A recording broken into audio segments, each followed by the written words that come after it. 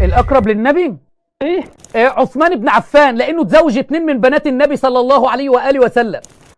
زين تمام. منو تربى باحضان النبوه؟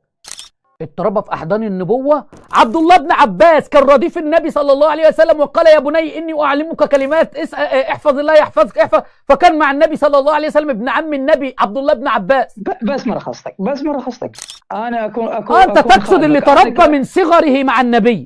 ايه؟ زيد بن حارثة، لأن القرآن نزل على الله سبحانه وتعالى قال فلما قضى زيد منها وطرا زوجناكها، فزيد مولى النبي صلى الله عليه وسلم، وكان متربي منذ صغره عند النبي صلى الله عليه وسلم. بس لا يوجد دليل ان زيد إمام، ولا يوجد دليل ان زيد أفضل الناس عشان اتربى كان في النبي صلى الله عليه وسلم. ما هو نوح عليه السلام ابنه متربي معه ابنه وكفر، فالموضوع مش موضوع قرابة. لو موضوع قرابة فقط بأصبح الدين عنصري يا شيخ.